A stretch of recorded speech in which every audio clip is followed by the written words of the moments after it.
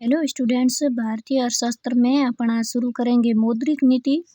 मौद्रिक नीति जब किसी अर्थव्यवस्था के प्रधान मौद्रिक अधिकारी के द्वारा मुद्रा की मात्रा अथवा आपूर्ति को नियमित किया जाता है तो इसे मौद्रिक नीति कहते हैं। भारत का प्रधान मौद्रिक अधिकारी आरबीआई यानी कि रिजर्व बैंक ऑफ इंडिया है, अतः मौद्रिक नीति निर्माता भी आरबीआई है। जब आरबीआई द्वारा मुद्रा की आपूर्ति में परिवर्तन कर आर्थिक स्थायित्व या फिर कीमत स्थिरता के लक्ष्य को प्राप्त करने का प्रयास किया जाता है तो इसे मौद्रिक नीति कहते हैं। भारत में मौद्रिक नीति निर्माता आरबीआई है। भारत का प्रधान मौद्रिक अधिकारी भी आरबीआई है। मौद्रिक नीति का लक्ष्य कीमत स्थिरता है। मौद्रिक नीति का उद्देश्य आर्थिक विकास है। मौद्रिक नीति के उपकरण या फिर इसे औजार भी कह सकते हैं। इसमें है बैंक दर, रेपो दर, रिवर्स रेपो दर, सीआरआर, एसएलआर, खुले में बाजार की क्रिया।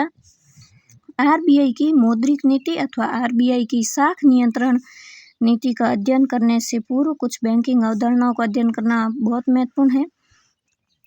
पहले है बैंक दर, वह दर जिस पर आरबीआई अपने सदस्य व्यापारिक बैंकों को पुनर्कटौती के आधार पर दीर्घकालीन ऋण प्रदान करता है, बैंक दर कहलाती है। इसका उद्देश्य शाख का सृजन करना है। दूसरी है रेपो दर, वह दर जिस पर आरबीआई अपने सदस्य व्यापारिक बैंकों को अल्पकालीन ऋण प्रदान करता है, रेपो दर कहलाती है। रिवर्स रेपो दर, वह दर जिस पर आरबीआई अपने सदस्य व्यापारिक बैंकों से अल्पकालीन ऋण प्राप्त करता है, रिवर्स रेपो दर कहलाती है। विशेष परिस्थितियों को छोड़कर रेपो दर रिवर्स रेपो दर से 1% अधिक होता है, यानी कि रेपो दर अधिक होता है रिवर्स रेपो दर से। सीआरआर यानी कि नकद आरक्षण अनुपात, कैश रिजर्व रेशियो, जनता की प्राथमिक जमा अथवा व्यापारिक बैंकों की कुल जमा राशि का वह भाग जिसे अधिकार स्वरूप आरबीआई के पास रखा जाता है, सीआरआर कहलाता है।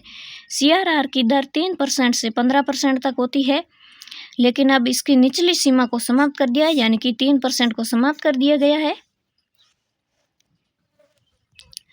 एसएलआर वैधानिक तरलता अनुपात, जनता की प्राथमिक जमा अथवा व्यापारिक बैंकों की कुल जमा राशि का वह भाग जिसे संबंधित व्यापारिक बैंक पुनर्भुगतान के उद्देश्य से परिसंपत्तियों के रूप में अपने पास रखता है, एसएलआर कहते हैं।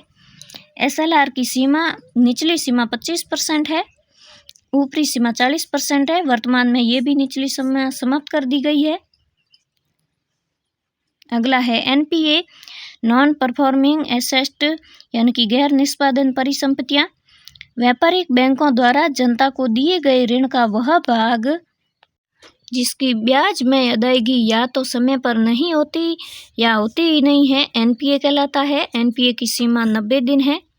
आरबीआई की मौद्रिक नीति या फिर आरबीआई की शाख नियंत्रण की नीतियां, पहली है अप्रत्यक्ष मात्रात्मक या फिर परिमाणात्मक, बैंक दर, रेपो दर, खुले बाजार की क्रिया, परिवर्तनशील कोष जिसमें सीआरआर और एसएलआर आते हैं। दूसरी है प्रत्यक्ष गुणात्मक या फिर चयनात्मक रीति, इसमें प्रचार, नैतिक दबाव और शाख की राशनिंग होती है। अब अपन बात करते हैं कि मुद्रास्फीति और अस्फीति के दौरान विभिन्न दरों पर क्या प्रभाव पड़ता है या फिर इनमें क्या परिवर्तन होता है। मुद्रास्फीति में बैंक दर की वृद्धि होती है और अस्फीति में बैंक दर की कमी होती है। रेपो दर मुद्रास्फीति में बढ़ती है और मुद्रा अस्फीति में कम होती है। सीआरआर मुद्रास्फीति में बढ़ती है और मुद्रा अस्फीति में कम होती है। एसएलआर मुद्रास्फीति में बढ़ती है और मुद्रा अस्फीति में कम होती है। खुले बाजार की क्रिया के तहत वित्तीय प्रपत्र, इनका विक्रय होता है मुद्रास्फीति में और मुद्रा अस्फीति में इनका क्रय होता है। तो आज का सेशन आपको